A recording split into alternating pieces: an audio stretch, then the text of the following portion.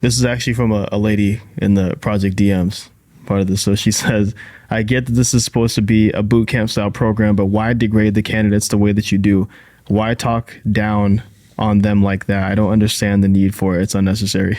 Sure. And it makes sense that that question comes from a lady who wants to know why we at times degrade the candidates in the project and talk down at them and belittle them. It's kind of crazy.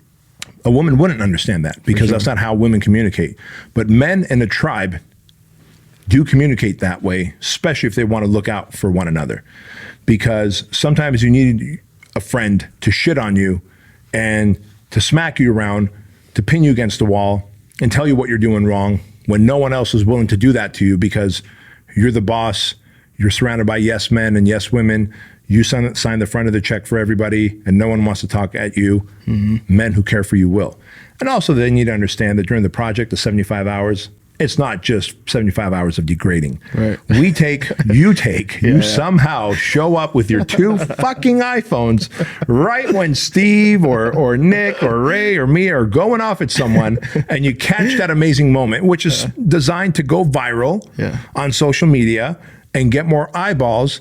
And then when people follow the project long enough on social media and watch the videos on the YouTube channel, they start seeing like, oh shit, this is a brotherhood.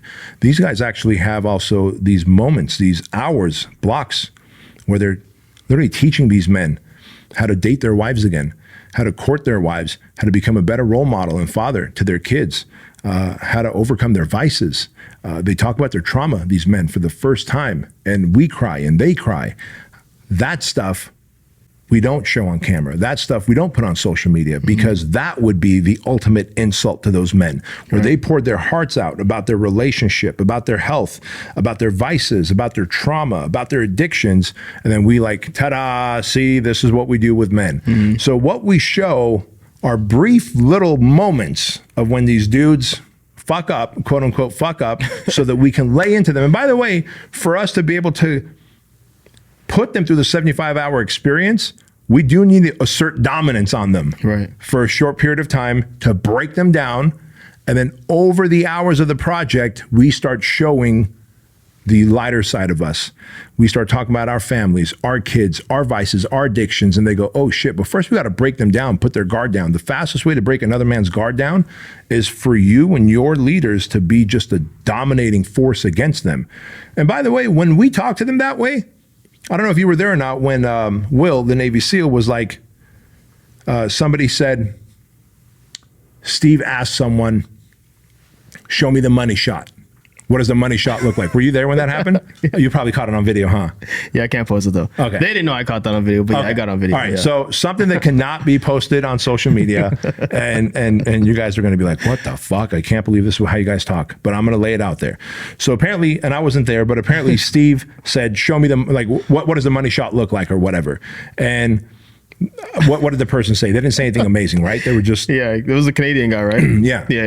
Yeah. What was his response to Steve? I'm not gonna lie, I can't remember what he said. Okay. Whatever he said, it was benign. It wasn't anything, right? What Steve was looking for is for that guy to push back. Remember, we do a Zoom with these guys before they ever come to the project, and I tell them on that Zoom, just me and them, like, at some point, you guys have to push back on my instructors. At some point, you have to show dominance. At some point, you guys have to decide that you're taking over the project. Like, that is the flipping of the switch. We talk about flipping of the switch on the show, right? And so instructor Will pulled that guy aside and he's like, look, man, when Steve said that, what does the money shot look like?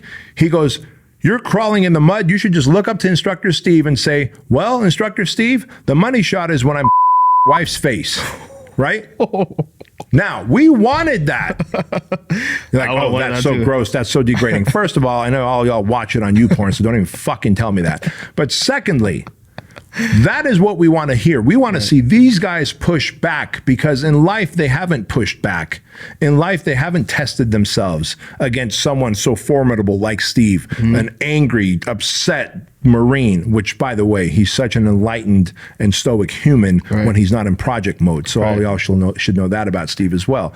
But that is a true money shot, and that's the answer we're looking for. And I would have loved to have seen that instead of some docile response of, oh, I don't know what the money shot is, and keep crawling. Right, exactly. And so anyway, all this to say that men tear each other down through privately degrading each other. And yes, we do put it on social media, but also understand that what you're seeing is just brief moments of them being insulted and degraded, and you're missing the hours of them being poured into, loved up, and built up. Yeah, exactly. People forget too that there's a lot of moments where we're not posting on the stories. Like there's like, it's like back to back to back to back. Then there's like hours break. That's because you guys are teaching. Yeah. And so, you know, there's that as well. It's not just getting their ass kicked for 75 hours straight. But I totally get, like, any man watching that for the most part would be like, I get it. I know why that's happening. Yeah. You know what I mean? Every now and again, there's also some dude who has been so feminized that he's just like, I don't, you know, I wouldn't stick around for that. It's like, bro, like, that is a way of I'd men. punch Steve in the face. Okay, yeah, that's my favorite. I would punch Steve in the face. Like,